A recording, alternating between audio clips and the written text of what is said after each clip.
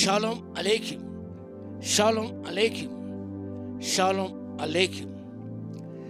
లేఖన భాగం మనం ధ్యానం చేద్దాం. రాజుల మొదటి గ్రంథం 11వ అధ్యాయము మొదటి వచనం. The first book of Kings chapter 11 verse 1. మోయాబీయులు, ఎదోమీయులు, అమ్మోనీయులు, సీదోనీయులు, హిత్తీల జనులు మీ హృదయములను తమ దేవత తట్టు త్రిపుదు గనక వారితో సహవాసం చేయకూడదనియు వారిని మీతో సహవాసం చేయనీయకూడదని యెహోవా ఇశ్రాయేలుకు సెలవిచ్చి ఉన్నాడు. అయితే ఈ వాక్య భాగం గమనించినప్పుడు దేవునికి ఆజ్ఞ, friendship the world is enmity with God. ఈ లోకతో స్నేహము దేవునితో వైరమే. ఆశీర్వాదం కోల్పోతాం.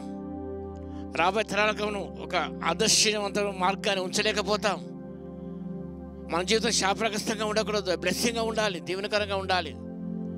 రాబోయే తరాలకు ఒక మాదిరి చూపించి మనం వెళ్ళాలి. వారు కూడా ఆ మాదిరి అనుసరిస్తారు వారు.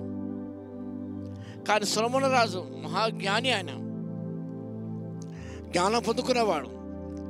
రాజు మొదటి గ్రంథం 3వ అధ్యాయంలో ప్రార్థించినాడు. వివేకం గల హృదయము దయచేయను ప్రార్థన చేశాడు. దేవుడు ప్రసాదించి దాంతో సమస్త ఐశ్వర్యం ఇచ్చాడు ఆయనకు. కానీ దేవుని ఆజ్ఞను ఆయన ఉల్లంఘించాడు. Solomon did not observe what the Lord had commanded him.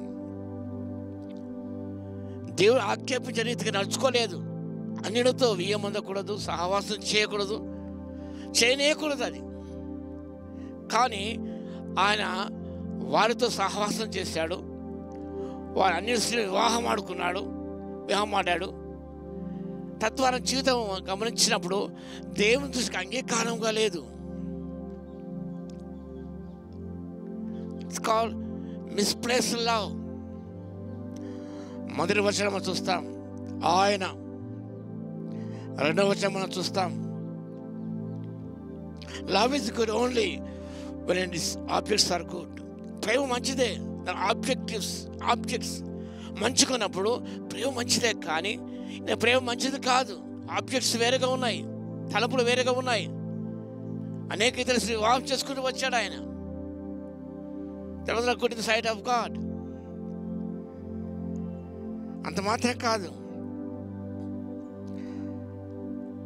Evil associations, evil companionship, అది 2వ వచనం 3వ వచనం చూస్తాం మనం. ఎందుకనగా ఆయన వారితో సహవాసం చేసుకుంటూ వచ్చాడు.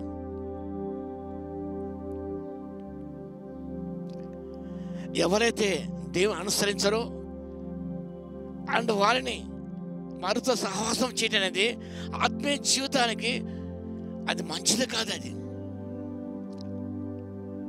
సీకింగ్ స్టేటస్ అండ్ ప్రెస్టీజ్, తన యొక్క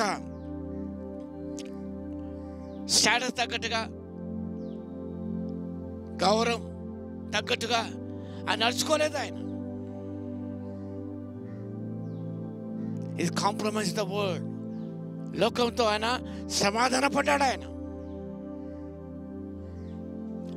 ఇలా దేవుని ఆజ్ఞ మీరినందుకు బిగన్ టు వర్షిప్ ఐడల్స్.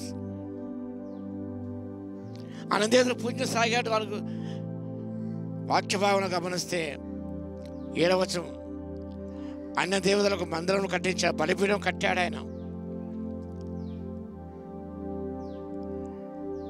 వాక్యము గమనిస్తే 6వ వచనం, ఈ ప్రకారం సొలొమోను యెహోవా దృష్టికి చెడుతనము నడిచి తన తండ్రి దావీదు అనుసరించటం యథార్థ హృదయముతో యెహోవాను అనుసరింపలేదు. తండ్రి ఉన్న దావీదులో జీవించలేకపోయాడు, యథార్థుడు కాలేకపోయాడు, దేవుని ఆజ్ఞ ఉల్లంఘించాడు. అన్య ప్రేమించి వివాహం ఆడాడు. దుష్ట సాంగత్యం ఆయనలో ఉన్నది. పలుకుబడి కొరకు, ప్రెస్టీజ్ కొరకు ప్రాకారం ప్రారంభించాడు. దేవుడు అన్ని ఇచ్చినప్పుడు కూడా ఇంకా ఆయనకు ఆశ. దాని పర్యవసానం గమనిస్తే దేవదేవుడు ప్రత్యక్షమై నీవు చేసిన ఈ పనికి ఇస్రాయేలు జనాంగం అనేది విడిపోతుంది, 2 భాగాలు విడిపోతుంది. అయినను నా సేవ దావీదు నిమిత్తం నీ కాలం జరగదు, కానీ నీ కుమారుని కాలంలో ఇశ్రాయేలు జనం రెండుగా విడిపోతారు. యూదా రాజ్యం, ఇశ్రాయేలు రాజ్యంగా, నార్దర్న్ కింగ్డమ్, సదర్న్ కింగ్డమ్. 2 గోత్రాల వైపు, 10 గోత్రాలు ఇశ్రాయేలు రాజ్యం వైపు వచ్చాయి. అనగా డివిజన్కు కారకుడయ్యాడు. ఐక్యతకు కారకం ఉండాలి, కానీ డివిజన్కు కారకం ఉండకూడదు. రేవం కాలంలో ఇశ్రాయేల్ రాజ్యం అనేది ఉత్తరాజ్యముగా, దక్షిణ రాజ్యంగా విడిపోయినది. ఎందుకనగా ఆయన యెహోవా దృష్టికి యథార్థంగా నడుచుకోలేకపోయాడు. వద్దను పని చేశాడు ఆయన. దేవుని ఆజ్ఞను మీరాడు కాబట్టి 2 భాగాలు విడిపోయినాయి. ఈరోజు కూడా మనం అదే కాకుండా భావితర ఆదర్శంగా నిలవాలంటే దేవుని ఆజ్ఞను పాటించి యథార్థ హృదయం జీవించినప్పుడు మన జీవితం అనేది అనేకులకు బ్లెస్సింగ్గా ఉంటుంది. అలా జీవించడానికి పరిశుద్ధాత్మ దేవుడి శక్తిని దయచును గాక. ఆమేన్. ప్రార్థన చేస్తాం. మహాగరుడ మహోన్నత యేసయ్య కొందరు స్తుతి స్తోత్రం నాయన. మీ యథార్థ హృదయం తండ్రి, మీ ఆజ్ఞాపరితంగా నడుచుకున్న ప్రభువా, మాకు బ్లెస్సింగ్ మాత్రమే రాబోయే తరాలకు తండ్రి ఎంతో దీవెనకరంగా ఉంటుంది కాబట్టి తండ్రి, మీ హెచ్చరికలు విస్మరించకుండా మీ కోరిన విధంగా యథార్థ హృదయంలో జీవిస్తున్నాను. ఒక మంచి మాదిరి ఉంచి మంచి సాక్ష్యాన్ని వదిలి వెళ్ళే కృపని ఇవ్వగలందుకు మీకే స్తుతి స్తోత్రాలు చెల్లించుకుంటూ వాక్యం వింటున్న ప్రతి బిడ్డను దర్శించి దీవించమని యేసయ్య నామమున ప్రార్థించి వేడుకొంచున్నాము తండ్రి. ఆమేన్. మన తండ్రి అయిన దేవుని యొక్క ప్రేమయు, మన ప్రభువును రక్షకుడైన యేసుక్రీస్తు యొక్క కృపయు, పరిశుద్ధాత్మ యొక్క అన్యోన్య సహవాసం మనందరికీ సదాకాలము తోడే ఉండును గాక. ఆమేన్.